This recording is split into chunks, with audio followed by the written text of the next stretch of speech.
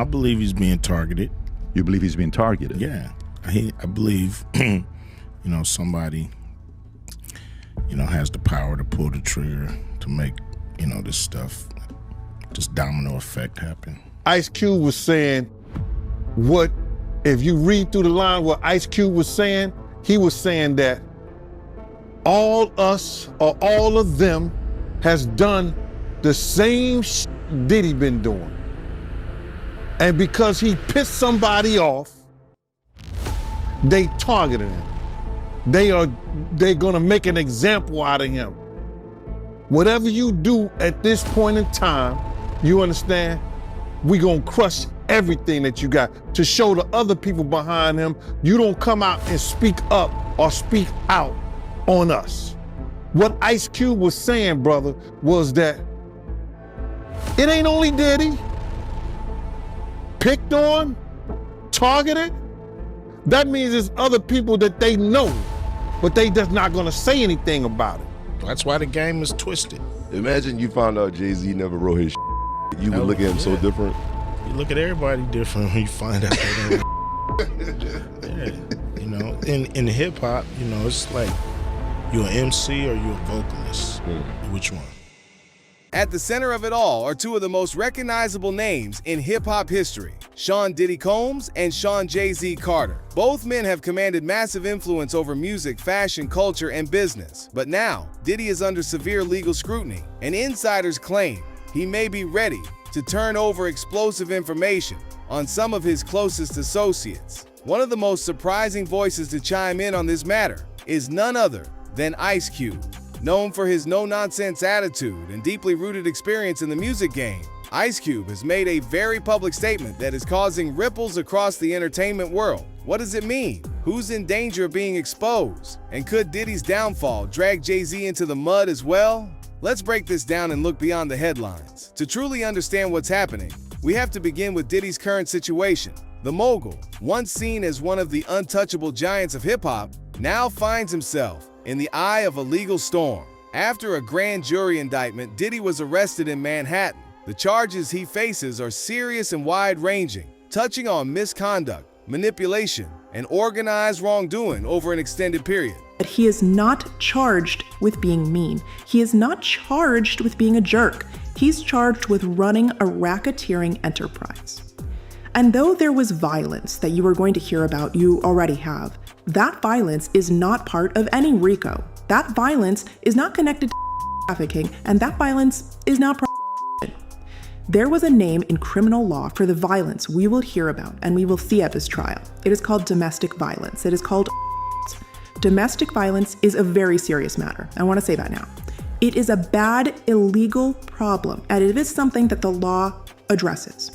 We take full responsibility that there was domestic violence in this case.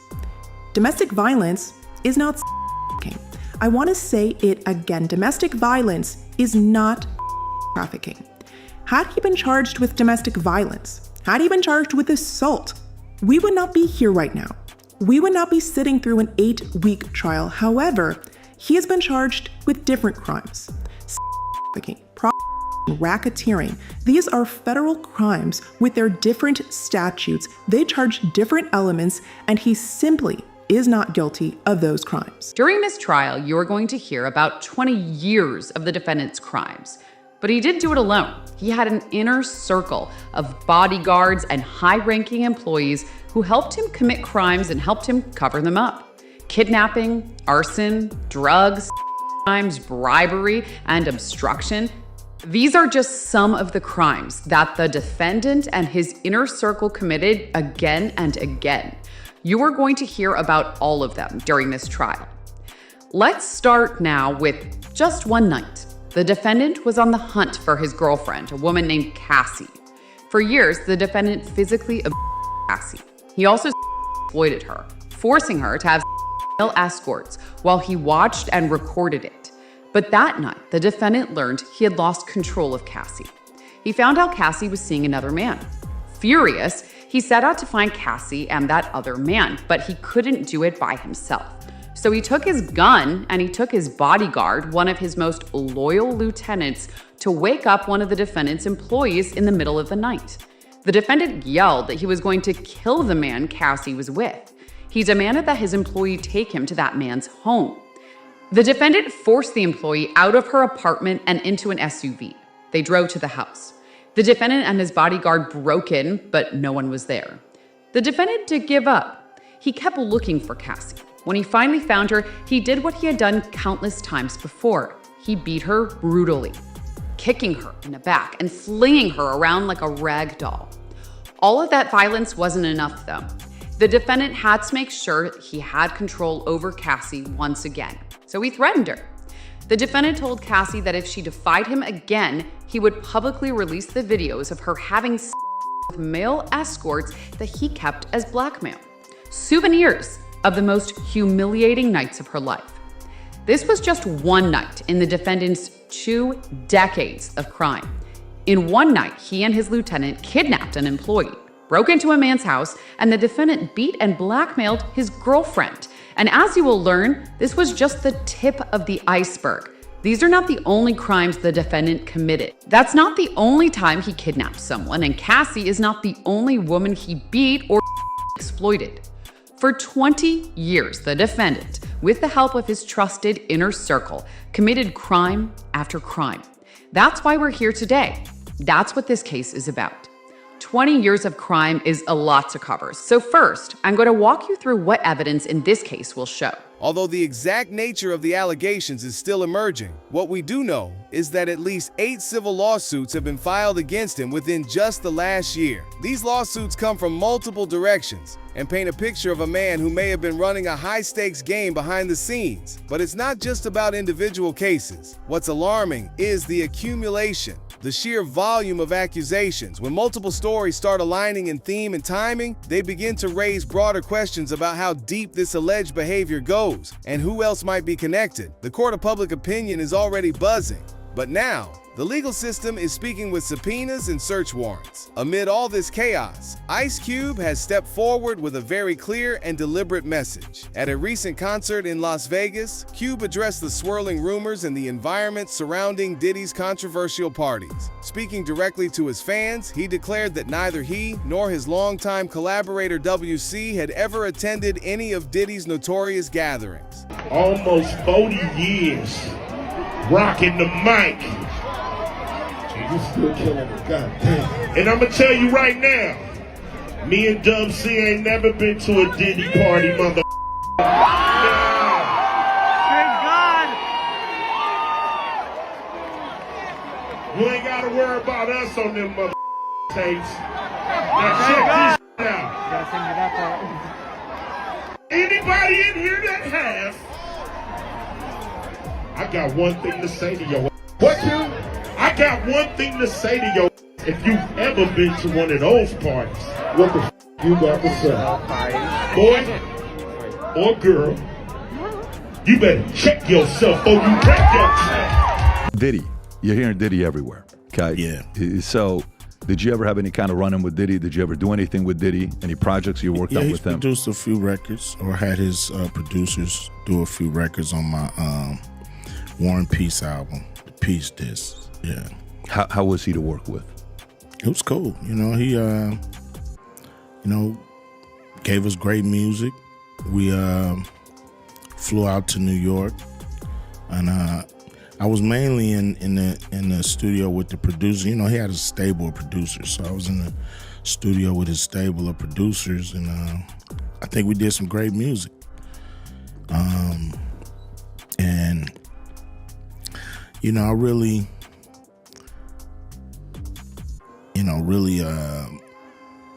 kind of, lost contact with him and really stopped, dealing with Puffy around 94. Yeah. Any specific reason? Yeah, I mean, they was doing their thing, I was doing mine. And, I'm not the partying type. You know what I mean? I ain't never been to a Diddy party. I ain't never really wanted to go. But I don't go to a lot of people parties. That just ain't what I'm in it for. You've been to one, you've been to them all. Are you surprised at what things are coming out with Diddy at all? Or you're like, you have no idea, it's none of my business, you'll live longer? Is that kind of like the mindset? I'm I mean, surprise. How could you be surprised with anything that happens in hip hop? You know, hip hop is the Wild West. So you're gonna have the good, you're gonna have the bad, you're gonna have the ugly. You think he's being targeted, or some of the stuff he's got, you know, there's credibility on what they're coming after him with the tapes and the feds and raiding his Miami home, his LA home? I believe he's being targeted. You believe he's being targeted? Yeah. I believe, you know, somebody, you know, has the power to pull the trigger to make, you know, this stuff, this domino effect happen.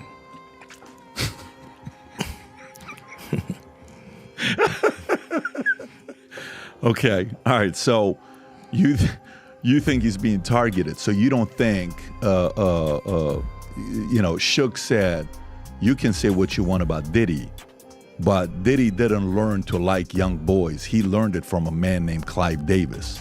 He threw Clive Davis in there. It doesn't sound like you're part of that camp. You're part of the camp that you think he's being targeted. You know, I don't know enough to even be able to be specific on any of this stuff. It's just all speculation. I just know he was cool up until a point, and then this stuff started happening. So I believe somebody, you know, like I said, yo, he's our new guy. We on this year or whatever. That statement, though seemingly simple, carried significant weight. In the current climate where reputations can be stained by mere association, Cube's statement wasn't just about denying attendance. It was about distancing himself from the toxic cloud. Now, enveloping Diddy's legacy. He emphasized this point further, making it known that fans won't have to worry about seeing him involved in any compromising recordings or footage. This is especially notable given the explosive allegations suggesting that many high-profile individuals may have been caught on camera during questionable activities. Whether or not such materials exist, Ice Cube made it crystal clear. He has no ties to that world. Hey man, the first thing I want to ask you about is Ice Cube. He came out with a comment that went viral. God. He said that he feel like Diddy is being targeted. How you feel about him saying that? My man, Ice Cube was saying if you read through the line what Ice Cube was saying, he was saying that all us or all of them has done the same Diddy been doing. And because he pissed somebody off, they targeted him. They're gonna make an example out of him. Whatever you do at this point in time, you understand, we gonna crush everything that you got to show the other people behind him. You don't come out and speak up or speak out on us. What Ice Cube was saying, brother, was that it ain't only Diddy. Picked on, targeted. That means there's other people that they know, but they just not gonna say anything about it. You understand? They're not gonna use them right now and put them up on a pedestal and knock them down like they doing Diddy. If Diddy hadn't done anything, if Diddy wasn't involved in anything, ain't nothing they could do to you. They could come at you, but if you got enough money like he had enough money, you understand? Whatever they say, the lies don't stand, bro. The truth stand. So Ice Cube saying that, I was a little disappointed. But what he was actually letting y'all know was this. It ain't only Diddy. There's other people. But because he came out and called those people racist, because he came out and tried to put a lawsuit against them, they gonna show him you don't bite the hand that feeds you. That's what that was all about. I met Ice Cube before. When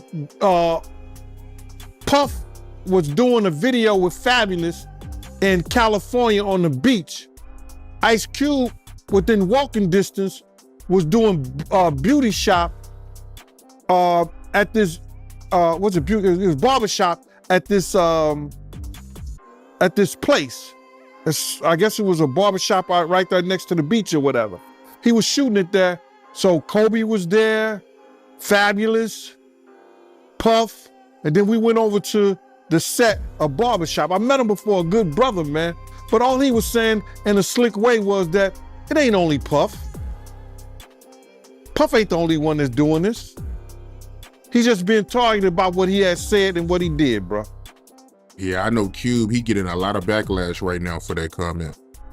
Yeah, he ain't the only one. In an industry where many choose silence, his public stance feels like a line in the sand. It signals to fans and fellow artists alike that when the truth starts surfacing, some reputations will stand, while others may collapse under the weight of exposure. Now, here's where things get even more complicated.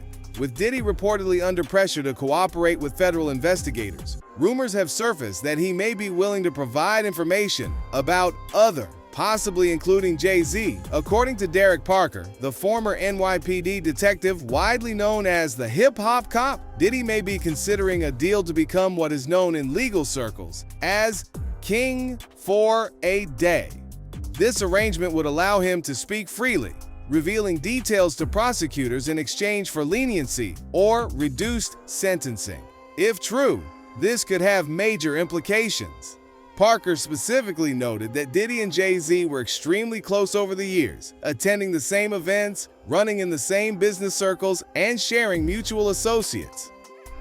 How do you feel about people constantly trying to drag Jay-Z into this Diddy situation when I haven't really seen like one piece of evidence that ties him to this at all? Well, I would say this. It's kind of funny to me, man, is that Diddy used to hate Jay-Z. He hated Jay-Z enough when he was trying to get Ja Rule to go at Jay-Z. This is back in the early 2000s.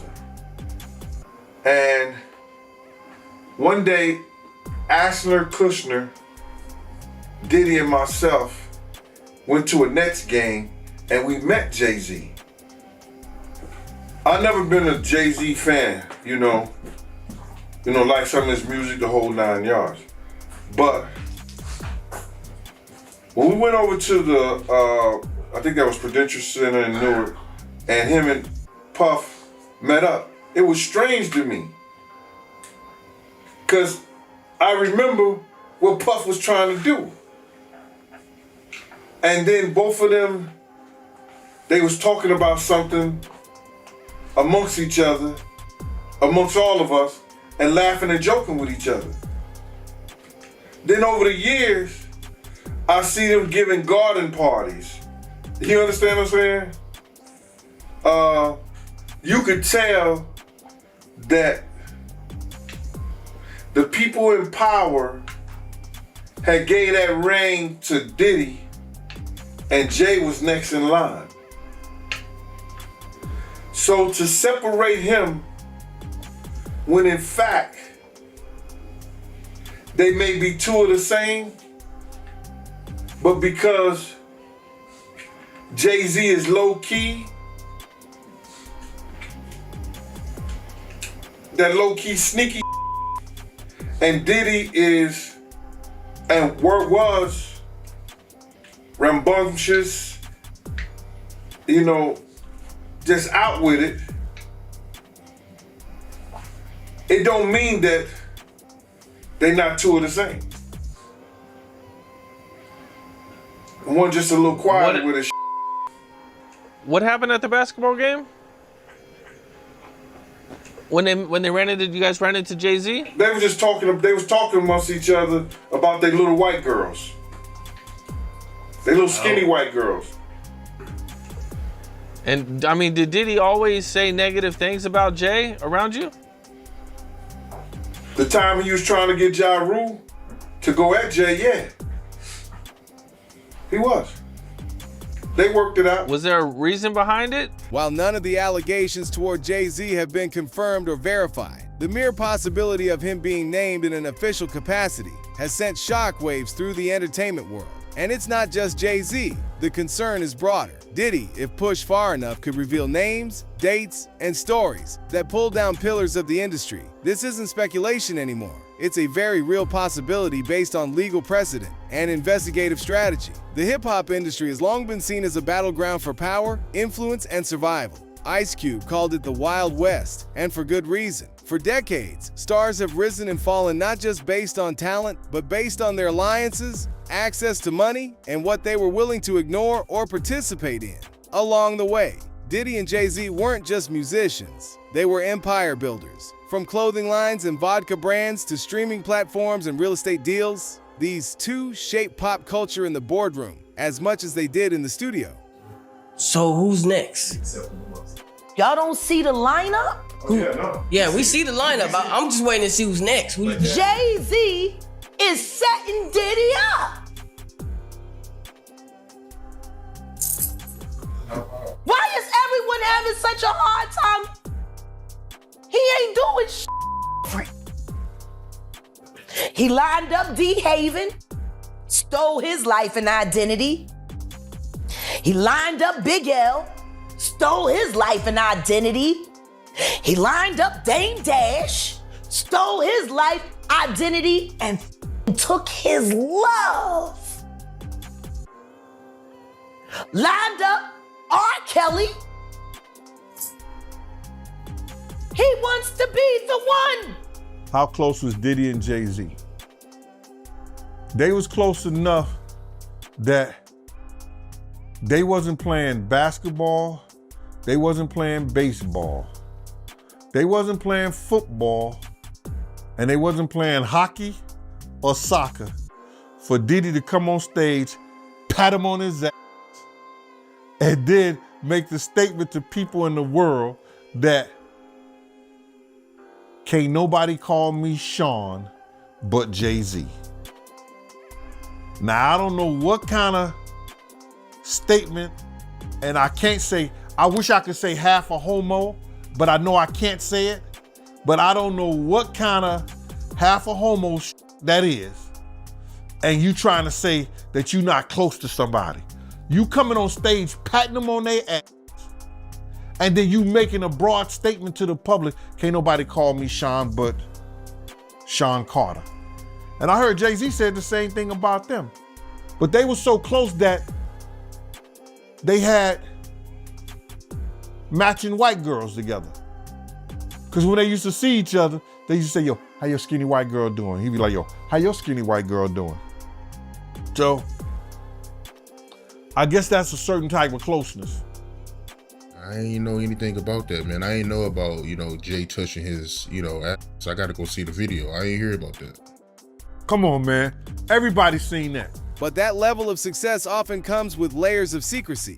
Business deals sometimes involve handshake agreements. Loyalty is sometimes purchased. And once you enter those high-stakes rooms, the rules of the game change. If Diddy's empire is truly collapsing, it's not surprising that there would be others trying to quietly step away, remove connections, or get ahead of the legal tidal wave. This moment may be revealing who played by the rules and who didn't. To understand how long this situation has been building, we need to revisit some claims from years past. One of the more explosive came from media personality Wendy Williams. She alleged that she had seen footage of Jay-Z and Diddy in what she described as highly inappropriate circumstances. According to her, she even alerted law enforcement, but due to various complications, nothing concrete ever emerged. The identities couldn't be verified, and the matter quietly disappeared from public discussion. As the mother of a now 16-year-old. Who I met backstage, He did? He's a great young man. Oh, thank you. Yeah. You represent a lot. In light of current events, that story has resurfaced. And it's not alone. Artists and insiders like Jaguar Wright have long hinted at questionable practices and shadowy dealings among elite figures in music. Many dismiss these as wild theories, but now, people are starting to pay attention in a different way. I didn't think I was going to ever see a video like this. I heard abuse whispers. So Really? I was thinking, yeah. I heard gay. I'd never heard porn. I always heard gay. Gay nonstop. And that was enough. People were like, That's because of Wendy Williams. What'd you say? Oh, that was Wendy. Wendy's whole thing was Diddy was gay since the 90s. She knew, dog. No, Wendy was We throwing owe that Wendy out an there. apology. That's why Wendy got fired from Hot 97. Wendy got fired from Hot 97 by Diddy because that's when Bad Boy was smoking hot. Wow. And yeah, she got fired for putting that out there. Like, do you think that Diddy held on to the gay rumors so that people didn't know what he really was? Yeah. Ooh. Because that's the perfect smokescreen. You'd rather people think you're gay than beat women. And by the way, here's the wild thing. We still don't know what Diddy is. I mean, we know a little. We know little. We know bits and pieces. Yeah. This be deeper than rap. We don't know. Like this might be a whole rabbit hole. You might be like, oh, seeing this video. That's what I was trying to get at this whole time. Okay, that is the wildest story that came out of a lot of this. And nobody gives a Sorry, what story? Pull it up, Mark. I don't even want to repeat it. Pull it up. That was so crazy. Type in his name and Diddy. But this is why I believe all the Cassie allegations because of this video. Because she describes this what happened word to the word. T. So now it's like I believe everything she said. Yeah, 1000%. I'm not. This is horrifying. Also, Diddy's getting that Diddy excuse, like how he couldn't mention Cassie's name in the apology. There's no rule you can't apologize. What happened? Oh, I'm not laughing at that. No, I'm laughing at that Marcus. Yeah, also, you called her a liar like 3 days ago. Yeah, get the he was looking after for a quick buck. You're a fuck. And then maybe it's more triggering for me because whatever, but like that. Why is it more triggering for you? I grew up in a house, and I didn't see that ever, but I grew up in a house where there was. It was like, you watch that, and this is way more extreme than anything I saw. Like, she's trying to sneak out of the. He's dragging her by the hair. Not gonna pimp my struggle. I didn't see anything like that. But watching that is like, yo, forever. Did you ever try to intervene? Yeah, I did one time. You got your ass kicked? No, we didn't do anything. I just stood in his way and I didn't say a word. I didn't even look at him, which I'm kind of like, I just got in his way and I remember thinking, if this goes down, this goes down. Yeah. That's all I remember. I remember I was reading Will Smith's book and he always said he felt bad because he never intervened.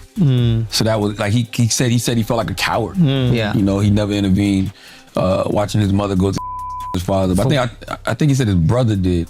So a lot of that just makes you kind of think about everything that happened, everything that transpired with the slap and all of that. You know what I'm saying? Like after the while, I'm gonna stand up for myself finally.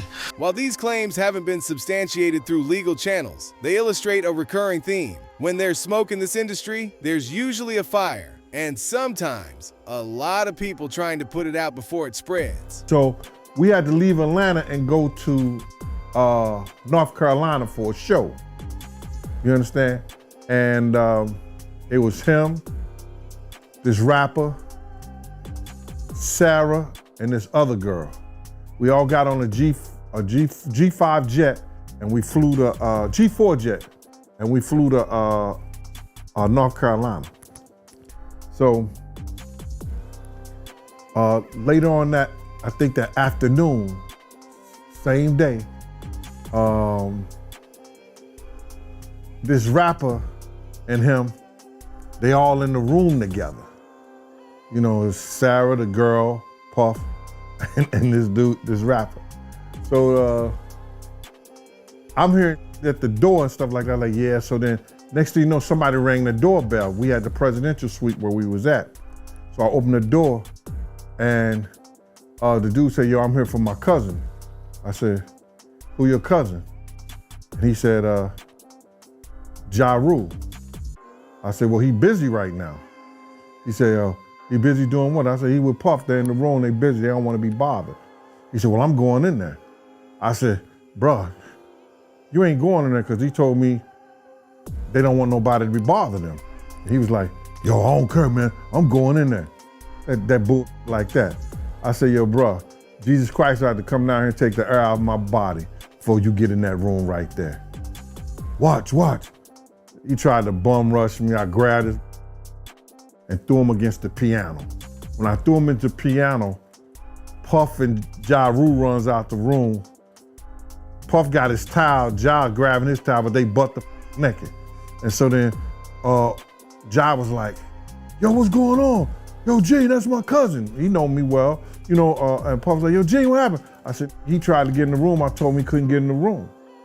And he was like, he just looked, Puff looked at Ja. He said, yo, Ja said, you ain't want to go in that room because there's a lot of freaking going on. So I was like, oh, he said it was a lot of freaking going on. So that was basically that story, man. You know what I'm saying? They went back in the room, dude felt a certain kind of way, and he left out. So I seen them at the concert the next day, and they tried to, you know, form up against me. But my man Frank was like, I told my man Frank, I was like, yo, Frank, put yourself in that position. Somebody trying to get in the room and Jai told you don't let nobody get in the room. What would you do? Now y'all can do whatever y'all want to do, man, but you know I ain't taking no losses. Let's return to Derek Parker's insights. His experience investigating the inner workings of the hip-hop industry spans decades, and when he talks, people listen. According to him, Diddy is now cornered. The nature of the allegations, combined with the number of witnesses reportedly coming forward, leaves him with few options. Parker believes that Diddy may trade valuable information in exchange for a better deal. The legal community calls this flipping, and in high-profile cases, it can completely change the direction of a trial. Parker also noted that Jay-Z is likely assembling a legal team behind the scenes. This speaks volumes. Publicly, Jay-Z has remained silent, but in the background, if preparations are being made, it suggests an awareness that things may escalate. Beyoncé, known for her discretion, is likely feeling the strain as well. The power couple has cultivated a polished, controlled image. Any deviation from that narrative could shake their public standing. Jay-Z's silence is louder than words, at a time when many are rushing to make statements, deny involvement, or offer support. His camp has been notably quiet. No tweets, no press releases, no interviews. This absence raises questions. Is it strategic? Is it fear? Or is it the calm before the legal storm?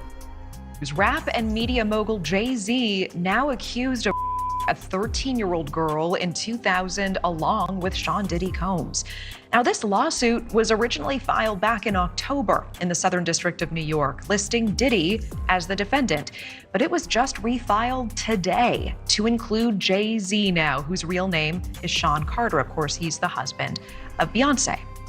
The anonymous accuser alleging the assault after she was driven to an after party following the MTV Video Music Awards. I gotta stop that because we'll twist that around, especially with the atmosphere, what it is right now. We not doing that. I'm known as being one of his former bodyguards. Let's call it that. All right? Okay, former That's bodyguard. what I'm known as. That's what I'm known as from the public, for being one of his former bodyguards. But it goes a lot deeper than that, you know what I'm saying? I was like a big unk to him back in the day when he was coming through our crew the same game. All right? Okay, got you. Well, as I think everybody knows, man, Diddy has been indicted and is looking at a potential life sentence, or at least at very minimum, very, very long time, man. What was your first thoughts when you first seen the news? Well, I knew it was coming, so I didn't have no general thoughts about it. I knew when he came back to New York and people were saying that he was around in New York in the streets, going to different places, I knew he was here to go to the turn himself into the feds. Well, you know, a grand jury indicted him, which I think everybody knows it's pretty easy to get indicted with a grand jury, man. But they're accusing him of racketeering, trafficking by force, transportation to engage in prostitution, and they're calling it a commercial enterprise. Do you think that those are the accurate charges that they've been brought against him? Well, they are the accurate charges because the feds made the charges. So they have to be accurate. But do I think that, are they just charges? Is it the same charge? Right. You know, is it the same charges that R. Kelly was looking at? Some of them. Is it the same charges that Vince McMahon should have been looking at? Some of them. So the charges are accurate, but to say that I'm versed in the fact that I know what the federal government is doing by charging them that, they just going by the letter of the federal law. What we do know is that Jay-Z is no stranger to litigation. He's been in courtrooms over business deals and contract disputes before. But this is different. This isn't about money or royalties. It's about potential association with a person whose world is collapsing in real time. If Diddy begins naming names, Jay-Z might be forced to respond. And in that scenario, silence will no longer be an option. There's a lesson here. Empires don't usually fall overnight. They begin to crack, quietly at first, then catastrophically. Right now, we may be witnessing the early signs of such a collapse. Diddy's troubles are no longer contained. They're bleeding into conversations about others who were once considered untouchable. If his legal strategy includes naming names to save himself, the impact will be seismic. And it won't just be Diddy's legacy that gets rewritten. It will be the entire chapter of hip-hop history that surrounded him. This could be the industry's reckoning moment, where hidden truths are brought to light and alliances forged in darkness are shattered in courtrooms. So I want to ask you, your personal opinion, do you feel like Diddy is being targeted? Do I feel like he's being targeted? Yeah. I feel like that he's getting what he deserved. Point blank. Man, listen to me, man. All the stuff that he's gotten away with over the years, you know what I'm saying? Smacking people, beating girls, cheating people out of their publishing or their marketing or whatever's the stuff that he did. All the stuff that he did over the years, man, he just finally, karma is crazy. It'll reach back and bite you in the ass. And he's just getting what he deserved. Targeted? Yeah, good. But they're gonna be able to prove some of the stuff that he's done. Yeah, it ain't looking too good for him. Not at all. Not at all. And it won't be looking good for him. They got enough witnesses, man. They got enough evidence against him. There's gonna be, listen, you don't hire 6 different lawyers or 7 for different situations unless you've been involved in those different situations and you need 6 top lawyers to handle it. You're talking about drugs, talking about guns, talking about trafficking. You understand? So let's play this out. If Diddy agrees to provide information to prosecutors, who else is at risk? Based on reports, there are concerns that other celebrities, some even more prominent, could be pulled in. Names like LeBron James, Chris Brown, and Kevin Hart have surfaced in hushed tones. Whether true or not, their appearance in these discussions points to how wide this net might spread. Diddy, as a central figure, has long been connected to major players in music, sports, and entertainment. If he truly opens up, it could become one of the most expansive legal disclosures in entertainment history. This wouldn't just disrupt careers. It could lead to charges, trials, and an industry-wide recalibration. Ice Cube's distancing statement might turn out to be prophetic. In a room full of silence, he spoke loudly and clearly. He's letting the world know that he chose a different path, one without shadows or secrets. And in doing so, he set a precedent others might soon follow. The silence from other corners of the industry, however, is telling. It suggests a growing fear, a hesitancy to speak too soon in case one's own name surfaces next. This isn't just about Diddy, it's about a system that may be unraveling one truth at a time. What do you think is really happening behind the scenes? Could Diddy's legal troubles be the beginning of something much larger? And will Jay-Z eventually be forced to break his silence? Let us know in the comments below. And if you like this video, hit that subscribe button so that you never miss out on any new videos. And until then, fam, keep it real.